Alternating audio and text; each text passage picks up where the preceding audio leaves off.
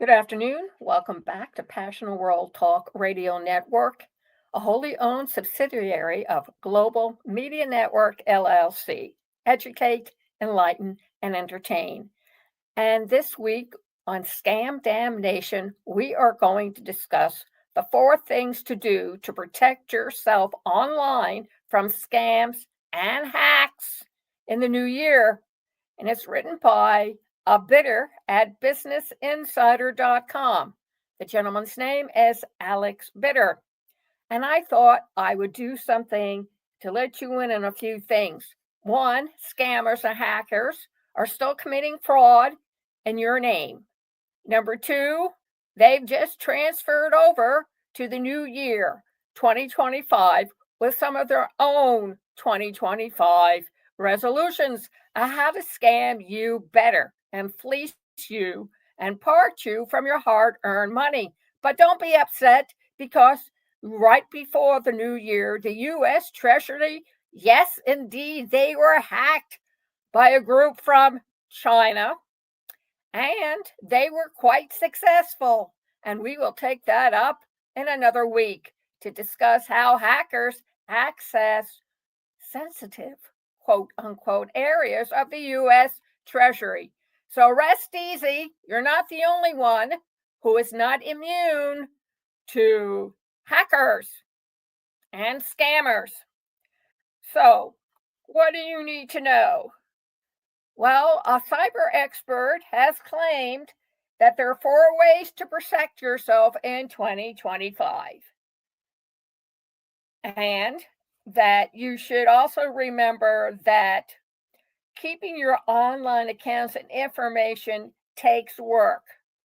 So, one of the things that you need to be aware of from these small time cyber criminals, EJ Minor, MAOR, chief security strategist of Cato Networks, told Business Insider that there are ways and various tricks that you can use to avoid hackers and scammers from gaining access to your information.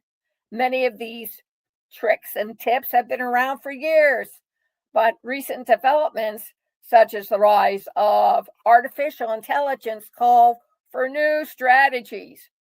It's a pain to remember another password or to enable another application to send you an SMS, he said. But it will help you not be the lower hanging fruit for those small hackers. Here are four tips for enhancing cybersecurity and avoiding hackers and digital scammers going into 2025. And it's just the third day. Number one, use strong, STRONG, passwords and have a secure place to keep track of them.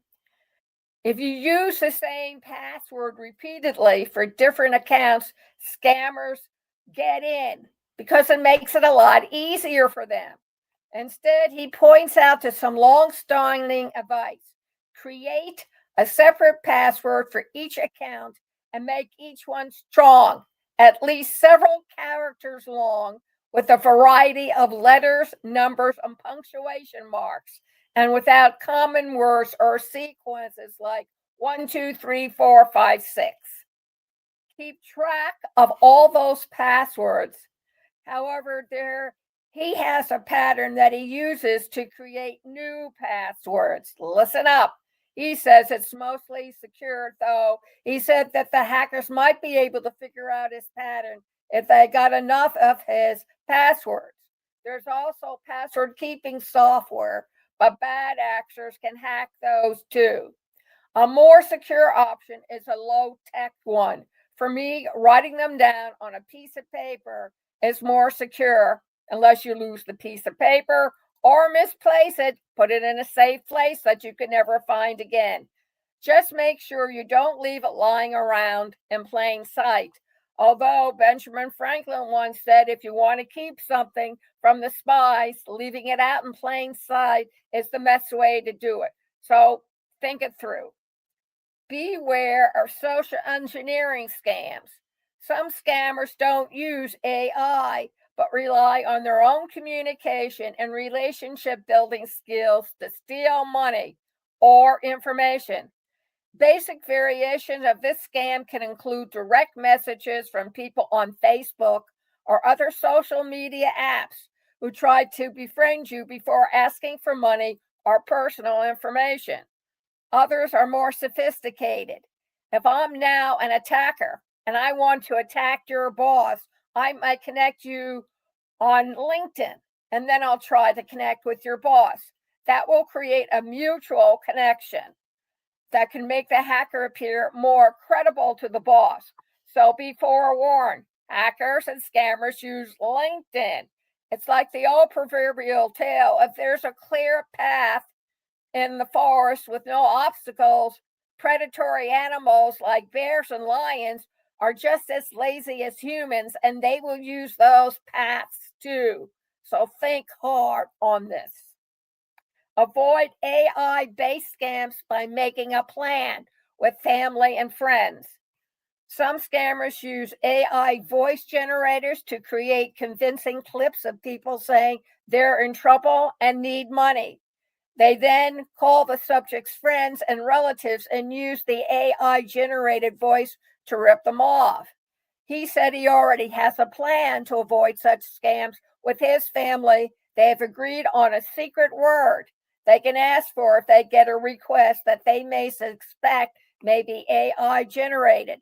It's not something very common, said of the word his family picked, and I think we shouldn't be afraid to do that in our corporate environment, in a private environment as well, just to confirm. AI has also made phishing, phishing scams, which typically involve scammers sending emails that look like they're from a reputable source in order to get personal information about the recipient more convincing. If you're in doubt, go to their main website, call up their toll-free number, and ask them whether or not they sent you anything. That's the only way I know not to fall for those scams. Most guidance for avoiding phishing scams suggests looking for obvious typos in email to identify potential phishing scams. But scammers can also use AI to create grammatically passable message in any language they need. So be forewarned. Make sure to use two-factor authentication. It's been around for years, two-factor authentication. Asking a website or app to send you a code via email, text, or call that you must enter in addition to your password to log in remains a good way to protect unauthorized people from accessing your accounts. It's also possible to use an authentication app like Duo, D-U-O, or Microsoft Authenticator to sign off on login attempts, or a physical security key, which when used near the computer confirms that it's really you trying to log in, according to the Federal Trade Commission. So, go over this, and this time take notes, because the information may be yours or your boss's or your mother-in-law who you're trying to take care of. Common sense, folks. Find out. Call up your bank and ask them how to protect yourself. All the credit cards now can send you alarms if they feel like somebody has used your account by mistake or on purpose. You need to be part of the problem so you can protect yourself. Don't depend on the other guy, because that other guy might just be a scammer. Thank you very much for listening. You can hear and see this video all over again at https://passionalworldtalkradio.com. Scroll down till you come to current state of affairs. Click on the link on that page. You'll see a Google link. Click on that, and it will take you inside the belly of the beast. You can also go over to the same website, and instead of scrolling down, just do a forward-looking slash and put down blog, and it will take you directly to the blog with all the information. This show has been sponsored by 3 different entities. One is a publishing company in Singapore that can help you write up your memoirs professionally. Contact them at pwrnetworkllc@gmail.com, or by the obstacles of podcast training. This is not a scam. It is taught by someone who's been in the podcast business 19 years, Lillian S. Cauldwell. And you can reach us at pwrnetworkllc@gmail.com or text to 484-364-1032 and start using AI yourself and really protect yourself. Go over to http://Lillian, Lillian, and before Lillian, put AI with WITH Lillian.com. Follow the leader, check out the demo, sign up for a monthly account. You'll be glad you did. Like they said, there's no such thing as a free lunch. And if you make an investment, it will pay off big. Thank you very much for listening. And remember, please keep listening. Thank you.